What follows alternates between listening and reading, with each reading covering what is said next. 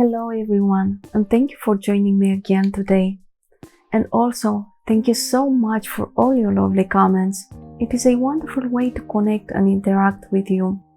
And it motivates me to keep creating content for this channel. In my last video, I told you that I would like to make a drawing series and see what tips I can share with you in this area. So today will be about shading a realistic eye and introduce to you a new pencil I've tried and loved. I bought a bunch of new supplies lately, and in this video I'll show you some pencils that I really love and I was impressed by. And these are Cretacolor Nero and Faber-Castell Pitt Charcoal. The main difference between the two is that the Cretacolor is an oil-based charcoal, while Faber-Castell is a grease and oil-free charcoal. And these differences can be noticed when you try different techniques, like hatching, smudging or blending using dry and wet methods. It was quite easy for me to pick my favorite, because I'm used with painting mediums, with paint's ability to flow, blend and mix.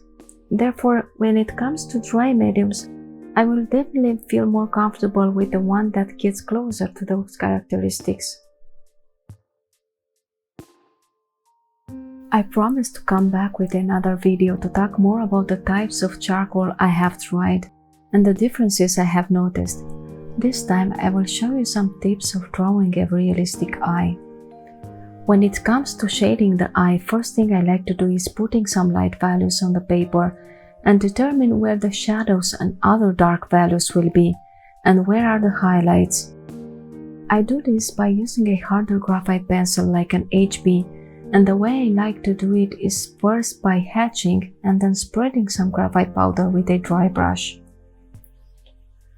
Using a brush to blend or spread the graphite dust will give you a satin look and will make a really smooth pass from dark to light, helping you to get as close as you can to realism.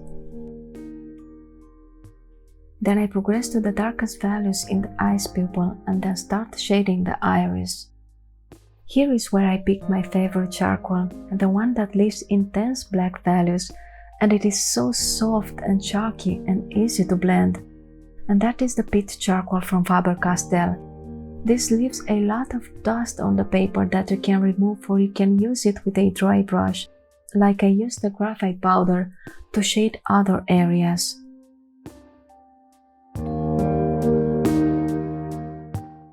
I make soft lines like spokes on the iris that I blend with a paper stump and darken the edge of the iris with a soft pencil, trying to achieve high contrast and to recreate the shine of the eye.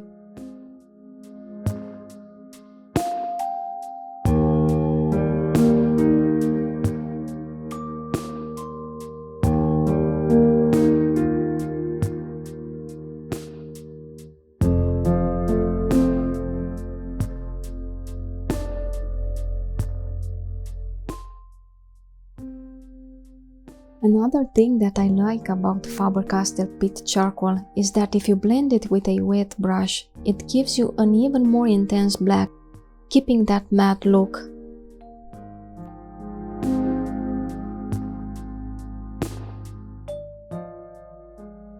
Add some light values for the eyeball and the skin around the eye to give the eye more volume.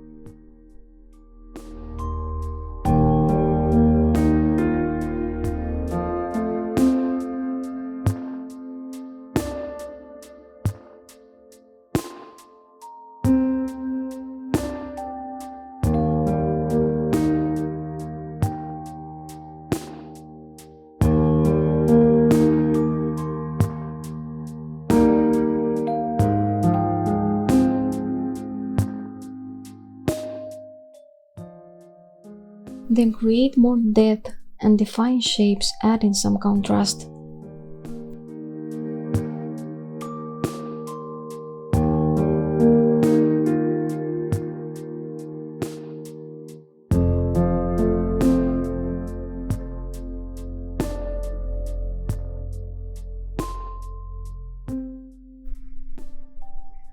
I'm sorry for always leaning over the drawing. My head shouldn't have been part of the filming, but I was too focused on drawing to realize this.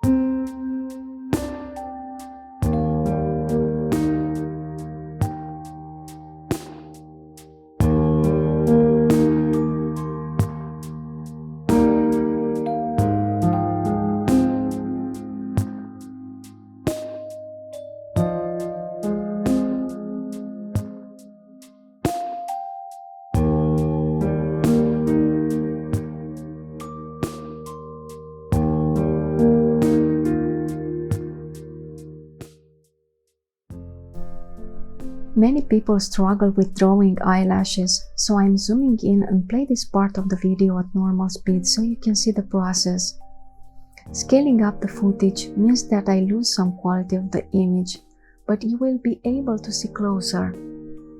When drawing eyelashes, you need to pay attention to three things: shape, direction, and length.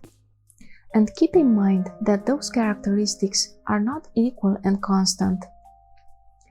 Eyelashes are slightly curved lines, thicker at the base and thinner at the tip, and the direction they grow is slightly towards the corners of the eye, upwards for the upper lashes and downwards for the lower lashes.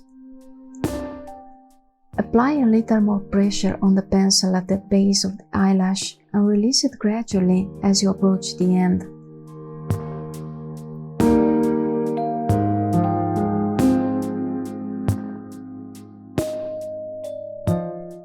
Another tip to draw realistic lashes is to make them of different length and overlap some lines, especially at the lower lashes where they tend to group and stick together at the end.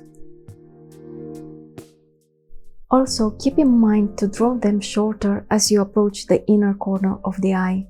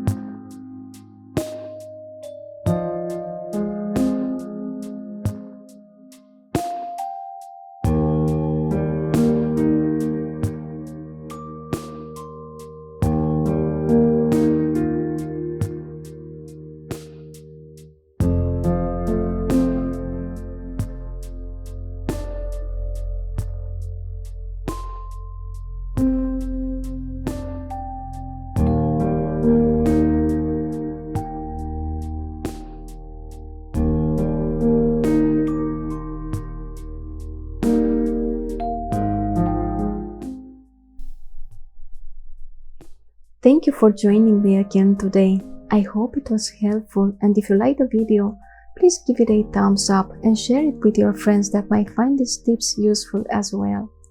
There will be more drawing tips on my next video, so make sure to subscribe and turn on all the notifications. Have a wonderful weekend, and I will see you next time. Bye!